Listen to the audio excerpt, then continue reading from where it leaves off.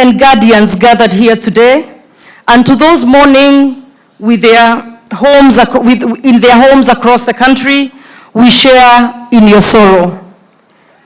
We may not fully understand the depth of your pain, but we want you to know that you do not walk this difficult journey alone. Nakuru County, and indeed the entire nation, mourns with you.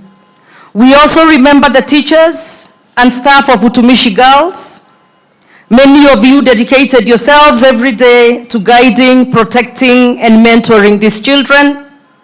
And today, you also carry not only grief, but also trauma, difficult memories, and painful questions.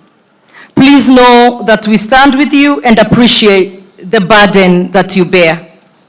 To the students who survived and to the friends of those we have lost, your pain is real. The empty desks, the silent dormitories, the missing laughter of your classmates will remain painful memories and reminders of this tragedy. We pray that God grants you comfort, healing, strength at this very difficult time and days ahead. As we gather in prayer today, we also remember those who remain in hospital receiving treatment. We pray that God's healing hand rests upon them, that He may strengthen the doctors, the nurses, and caregivers attending to them. May He comfort the families who wait anxiously by their bedsides. And may every injured child recover fully and return home safely. Let me also acknowledge the loss of one of the mothers to the students at Utumishi Academy, and the student is Chequetv from Form 3, whose mom passed on in a very tragic accident on the way to the school early that morning, going to pick up her daughter, and her husband is still hospitalized and needing a lot of surgeries. So we also remember that family as we remember these 16 families that have been affected. So moments like this, my fellow Kenyans, compel us to reflect deeply on the safety of our children. Every parent entrusts their child to a school with the expectation that they will learn in a safe environment and return home unharmed. The tragedy reminds us that safety in our schools cannot be taken for granted. As leaders, we must ensure that safety standards are not merely written policies, but daily practices. School infrastructure, emergency preparedness, fire safety equipment, regular inspections, and clear response mechanisms must become priorities, not afterthoughts. Parents too have a role to play. The value we teach at home matters. The conversations we have with our children matter. Discipline, respect for life, respect for authority, and peaceful conflict resolution begin in our homes long before they are reinforced in our schools. At the same time, we must confront an uncomfortable reality as a nation. We are witnessing increasing cases of unrest, indiscipline, and destructive behavior in some of our learning institutions. Reports indicate that more than 204 schools, over 4,000 students have been affected by closures and disruptions arising from unrest. This should concern every Kenyan.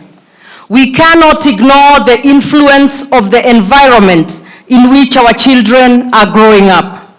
They observe us. They listen to us. They imitate what they see. When children constantly witness adults resolving disagreements through chaos, through distraction, through confrontation and lawlessness, we should not be surprised when some begin to believe that disruption is an acceptable way of expressing dissatisfaction. This is not a political statement, it is a call for collective reflection. Leaders across all sectors, political, religious, educational, and community leaders must recognize the example we set for the younger generation. We must model restraint, responsibility, respect, and constructive engagement even when we strongly disagree. Perhaps the time has come for a serious national conversation involving parents, teachers, religious leaders, policymakers, and young people themselves. We must ask difficult questions about discipline, values, mental health, social influences, leadership, and the kind of society we are building for our children. If there is any lesson we can draw from this heartbreaking moment, it is that protecting our children is a shared responsibility. It belongs to all of us. Today, however, our foremost duty is to honor the 16 young lives plus the mother lost that we have lost. Though their time on earth was brief, their memories will remain in the hearts of their families, classmates, teachers, and communities forever. May we honor them not only with our tears, but also with our commitment to build safer schools, stronger families, and a more responsive society. May God comfort every grieving family. And to the families, let me leave you with Psalm 34, verse 18. The Lord is near to the brokenhearted, and he saves those who are crushed in spirit. May he continue to comfort you in this very difficult time of grief. I would be remiss if I did not respond to the senator and let her know, in case she was not aware, that the first fire engine at the scene and the fire engine that put out the fire and stopped it from spreading further was from the Nakuru County government. The anti-stock theft department got there first, and they immediately called us to have our fire engine at the school. So I would hope you would get your facts right before alluding with such inaccuracies.